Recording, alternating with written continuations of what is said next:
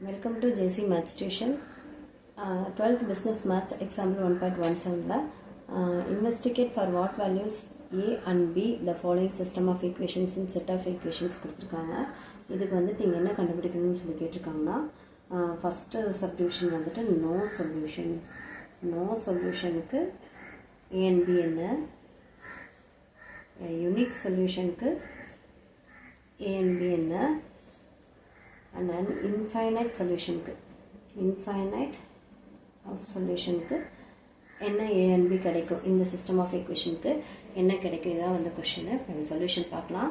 நம்ம solution பார்ட்ல first வந்து என்னன்னா அந்த கொஸ்டினை வந்து நம்ம அப்படியே மேட்ரிக்ஸ் ஃபார்ம்ல எழுதிக்கலாம். அந்த ஈக்குவேஷன்ஸை மேட்ரிக்ஸ் ஃபார்ம்ல அதோட கோஎஃபிஷியன்ட்ஸ் மட்டும் எடுத்து எழுதிக்கலாம். 1 2 3 1 2 a and ax into b அந்த ஃபார்மட்ல x y z is equal to 6 10. இது வந்து b alphabet b.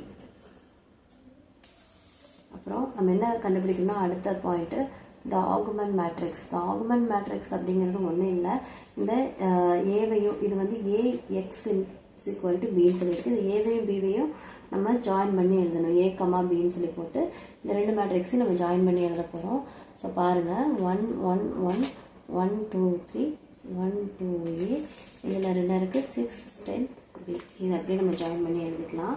இதுக்கு அடுத்து வந்துட்டு நம்ம எலிமெண்ட்ரி டிரான்ஸ்ஃபர்மேஷன் பண்ண போகிறோம். எலிமெண்ட்ரி டிரான்ஸ்ஃபர்மேஷன் பண்ணி இந்த மூணையும் நம்ம ஜீரோ ஆக்கணும். அப்போ தான் நமக்களோட ரேங்க் கண்டுபிடிக்க முடியும். ரோ எக்லான் மெத்தட் ப்ரீவியஸ் செம்மில் பார்த்த மாதிரி ஜீரோ பண்ணணும். ரொம்ப சிம்பிளாக தான் கொடுத்துருக்காங்க. ஸோ எல்லாமே வந்துட்டு 1 1ன்னு கொடுத்துருக்காங்க. நான் வந்து சைட் ஒர்க் பண்ணலை. சைட் ஒர்க் பண்ண வேண்டியதை நான் இங்கேயே போட்டுறேன். பட் நீங்கள் கொஞ்சம் நீட்டாக சைட் ஒர்க் பண்ணுங்கள். ஸோ ஓகே, இந்த ஸ்டெப் இங்கே வேணாம், நான் ஃபஸ்ட்டு இங்கே எழுதிடுறேன். இங்கே என்ன ஆப்ரேட் பண்ண இந்த எலிமெண்ட் ரோ 2ல் இந்த எலிமெண்ட்டை ஜீரோ பண்ணணும்னா இதை வந்து மைனஸ் பண்ணணும். 1 - 1 0 ஆகிடும். ஸோ நம்ம ரோ 2 - ரோ 1 பண்ணிடலாம். அப்போ row 2 which gives row 2 minus row 1. அப்போ ரோ 2ல் இருக்கிறது எல்லாத்தையும் நம்ம அப்படியே எழுதிக்கலாமா? 1 2 3 10. ரோ 1ல் இருக்கிறது மைனஸ் ரோ 1 ஞாபகம் வச்சுக்கோங்க. அப்போ மைனஸ் சைன் போட்டு எழுதணும். -1 ப்ளஸ் இருந்தால் மைனஸ், மைனஸ் இருந்தால் ப்ளஸ், சைன் சேஞ்ச் பண்ணிவிடுங்க. -6. இப்போ நீங்கள் சால்வ் பண்ணும்போது இது உங்களுக்கு 0 2 - 1 1 3 - 1 2 10 - 6 4 கிடைக்குது. இதான் நம்மளோட நியூ ரோ 2. இப்போ பாருங்கள், இப்போ நம்ம எலிமெண்ட்ரி டிரான்ஸ்ஃபர்மேஷன் பண்ணதுக்கப்புறமா நம்ம அதை ஈக்குவலன்ட் சிம்பிள் தான் போடணும். ஈக்குவலன்ட் சிம்பிள் போட்டு ஃபர்ஸ்ட் ரோவில் எந்த சேஞ்சும் இல்லை அப்படியே எழுதிக்கலாம். செகண்ட் ரோல் தான் இப்போ சேஞ்ச் பண்ணியிருக்கோம். ஸோ சேஞ்ச் பண்ண வேல்யூஸை எழுதிக்கலாம். தேர்ட் ரோவில் எந்த சேஞ்சும் கிடையாது. ஸோ அப்படியே காப்பி பண்ணிக்கலாம். 1 2 a b. நெக்ஸ்ட் என்ன பண்ணலாம்னா இதையே நம்ம ஜீரோ ஆக்கணும் இல்லையா? நம்ம அதுக்கடுத்து இதை ஜீரோ ஆக்கினதுக்கப்புறமா நம்ம இதை ஜீரோ ஆக்கணும். இந்த எலிமெண்ட் தேர்ட் ரோவில் இருக்கிற எலிமெண்ட்டை நம்ம ஜீரோ ஆக்கணும். ஸோ இதுவும் சேம் அதே ப்ரொசீஜர் தான். ரோ 3ல் தான் சேஞ்சு. ரோ 3 மைனஸ் ரோ 1 பண்ணிங்கன்னா ஈஸியாக முடிச்சிடலாம். ஸோ அப்போ ரோ 3 அப்படியே காப்பி பண்ணிக்கலாம். 1 2 a b மைனஸ் ரோ 1னா சைன் சேஞ்ச் பண்ணிவிட்டு அப்படியே எழுதிடுங்க 6. நீங்கள் சால்வ் பண்ணிங்கன்னா இது 0 ஆகிடும். 2 - 1 1. இது வந்து a - 1ன்னு கிடைக்கும். இது வந்து b - 6ன்னு கிடைக்கும். இப்போ நம்ம இதை அப்படி எழுதிடலாமா? இப்போ நம்ம இந்த தேர்ட் எலிமெண்ட்ரி டிரான்ஸ்ஃபர்மேஷன் பண்ணதுக்கப்புறமா தேர்ட் ரோவில் அப்படியே காப்பி பண்ணிக்கலாம். ஃபர்ஸ்ட் ரோவில் எந்த சேஞ்சும் கிடையாது. செகண்ட் ரோலையும் நம்ம ஆப்ரேட் பண்ணலை. தேர்ட் ரோவில் ஆப்ரேட் பண்ண ஆன்சர் இது 0 1 a - 1 b - 6. இது ஆக்சுவலி a 1 b - 6 இந்த மாதிரி கிடைக்குது. ஸோ நம்ம இப்போ என்ன பண்ணணும்னா இது ரெண்டும் முடிஞ்சிச்சு. நம்ம இது ரெண்டும் சால்வ் பண்ணிட்டோம்னா இதை சால்வ் பண்ண நம்ம இந்த ஃபர்ஸ்ட் ரோவை பார்க்கக்கூடாது. இந்த செகண்ட் ரோ வச்சு தான் சால்வ் பண்ணணும். ஸோ செகண்ட் ரோவில் இருக்கிற ஃபர்ஸ்ட் நான் இதை ஆல்ரெடி இங்கே காப்பி பண்ணிக்கிறேன். மேட்ரிக்ஸில் நம்ம இப்போ இந்த எலிமெண்ட்டை ஜீரோ ஆக்கணும். ஸோ நம்ம இப்போ எங்கே ஆப்ரேட் பண்ண போகிறோம்? ரோ 3ல் தான். இப்போ ரோ 3 மைனஸ் ரோ 2. நான் ஃபஸ்ட்டே சொல்லியிருக்கேன், இந்த ஃபஸ்ட் ரோவை யூஸ் பண்ணக்கூடாது. தேர்ட் ரோவை ஆப்ரேட் பண்ணும்போது ஃபஸ்ட் ரோவை யூஸ் பண்ணக்கூடாது, செகண்ட் ரோ தான் யூஸ் பண்ணணும். ஸோ இப்போ ரோ 3 எப்படி எழுதிக்கலாமா? ரோ 3ல் என்ன இருக்குது? 0 1 a - 1 b - 6. ரோ 2ல் என்ன இருக்குது? Minus row 2. மறக்காமல் இந்த மைனஸை போட்டுக்கோங்க. அப்போ ரோ 2 ஃபுல்லாக சைன் சேஞ்ச் பண்ணி எழுதணும். -1 -2 -4. இப்போ பாருங்கள், இது 0 ஆகிடுச்சு, இது 0 ஆகிடுச்சு. இது வந்து a - 1 -2ன்னு இருக்குது. இது b - 6 -4ன்னு இருக்குது. இந்த பாருங்கள், a -3 ஆகிடுச்சு. இது b -10 ஆகிடுச்சு. ஸோ இந்த வேல்யூஸ் எடுத்துகிட்டு போய் நம்ம ரோ 3ல் சப்ஸ்டியூட் பண்ணலாம். ஸோ பாருங்கள், ரோ 1ல் எந்த சேஞ்சும் கிடையாது அப்படியே போட்டுக்கலாம். ரோ 2லையும் எந்த சேஞ்சும் கிடையாது அப்படியே போட்டுக்கலாம். ரோ 3ல் வந்துட்டு 0 0 a minus 3 b minus 10ன்னு சொல்லி மாறி இருக்கு. ஸோ நம்ம இப்போ எல்லாமே சேஞ்ச் பண்ணியாச்சு. ரோ எக்லான் ஃபார்ம் கொண்டு வந்தாச்சு. ரேங்க் கண்டுபிடிக்கிறதுக்கு தேவையான எல்லாமே பண்ணியாச்சு. ஸோ ஃபஸ்ட்டு வந்து நம்ம இதை ஒரு ஆப்ஷனாக பண்ணிக்கலாம். ஃபஸ்ட்டு வந்து நோ சொல்யூஷனுக்கு ஏபி என்னன்னு கேட்டிருக்காங்க. நோ சொல்யூஷனுக்கு ஏஎன்பி, அதாவது நம்ம இந்த புக்கில் டெக்ஸ்ட் புக்கில் 4 கண்டிஷன் இருக்கும். அந்த கண்டிஷன் வந்து நான் இன்ட்ரடக்ஷன் கிளாஸில் கொடுத்துருக்கேன். அதை நீங்கள் ஜஸ்ட்டு செக் பண்ணிக்கோங்க. சாப்டர் 1 இன்ட்ரடக்ஷன் வீடியோன்னு போட்டிருப்பேன், அதில் போட்டிருக்கேன். இப்போ நீங்கள் இதுலேயும் செக் பண்ணிக்கோங்க. இன்கன்சிஸ்டன்ட் நோ சொல்யூஷன் எதுக்கு வரும், நம்ம டெக்ஸ்ட் புக்கில் பார்க்கும்போது எதுக்கு வருதுன்னா, எப்போ வந்து ரோ ஆஃப் ஏவும் ரோ ஆஃப் ஏ பியும் நாட் ஈக்குவல்ட்டாக இருக்கும், அப்போ வந்து இன்கன்சிஸ்டண்ட்டாக இருக்கும், அப்போ தான் அது நோ சொல்யூஷனாக இருக்கும். அப்போ இதோட ரேங்க்கும் அதோட ரேங்க்கும் ஒன்றா இருக்கக்கூடாது, ஏவோட ரேங்க்கும் ஏ பி ரேங்க்கும் ஒன்றா இருக்கக்கூடாது. அது எப்படின்னா, இப்போ நீங்கள் பாருங்களேன், இப்போ இங்கே ஏ மைனஸ் 3ன்னு சொல்லி கொடுத்துருக்காங்களா, இந்த மாதிரி கொடுத்துருந்தாங்கன்னா நோ சொல்யூஷனுக்கு first step A is equal to 3ன்னு வச்சுக்கோங்க. அதே மாதிரி பி நாட் ஈக்குவல் டு 10ன்னு வச்சுக்கோங்க. இப்போ பாருங்கள் எப்படி புரியுற மாதிரி சொல்கிறேன். இப்போ ஏ இஸ் ஈக்குவல் டு 3 அப்படின்னு சொல்லி வச்சுட்டிங்கன்னா 3 மைனஸ் 3 இங்கே 0 ஆகிடுமா? 0 ஆகிடுச்சுன்னா நம்ம ஏவோட ரேங்க் என்னவா இருக்கும், இதை க்ளோஸ் பண்ணிக்கோங்க. ஏவோட ரேங்க்கு 1 2 3 இந்த 3ல் இது 3மே 0 ஆகிடுச்சுன்னா அப்போ 2வாக இருக்கும். ஏவோட ரேங்க் 2வாக இருக்கும். இதே பிக்கு வந்து ஒரு வேல்யூ போடுங்க. பி வந்து நாட் ஈக்குவல் டு 10 போட்டிங்கன்னா 0 ஆகிடும். ஸோ 2 ஈக்குவல் ஆகிடும், கன்சிஸ்டன்ட் ஆகிடும். ஸோ 10 தவிர எது வேணாலும் போடுங்க. -9 -6 -5 இல்லை 15 எது வேணாலும் கிடைக்கட்டும். 10 நாட் ஈக்குவல் டு 10 அப்படின்னா 10 தவிர எந்த நம்பர் போட்டாலும் நமக்கு இங்கே ஒரு வேல்யூ கிடைக்கும். அப்போ இங்கே ஒரு வேல்யூ இருந்துச்சுன்னா, இங்கே ஒரு வேல்யூ இருந்தால் ஏ பியோட ரேங்க் என்னன்னா 3. அப்போ பாருங்கள், இங்கே 3 போடும்போது when a is equal to 3 என்னாகும், 0 ஆகிடும். 0 ஆகிடுச்சுன்னா நம்மளோட ரேங்க் என்ன, ரோ ஆஃப் ஏவோட ரேங்க் என்ன 2. ஏன்னா நம்ம இதை ஸ்கிப் பண்ணிடுவோம், இந்த 2 தான் இருக்கும். அடுத்தது ரோ ஆஃப் ஏ பியோட ரேங்க்கு நாட் ஈக்குவல் டு 10 இருந்துச்சுன்னா இங்கே ஒரு வேல்யூ இருக்கும். அப்போ ஒரு வேல்யூ இருந்தால் கூட நம்ம அதை கணக்கில் எடுத்துப்போம் ரேங்க்கில். அப்போ 1 2 3 இருக்கும். ஸோ இங்கே என்ன ஆகுது, row of A is not equal to row of a comma b.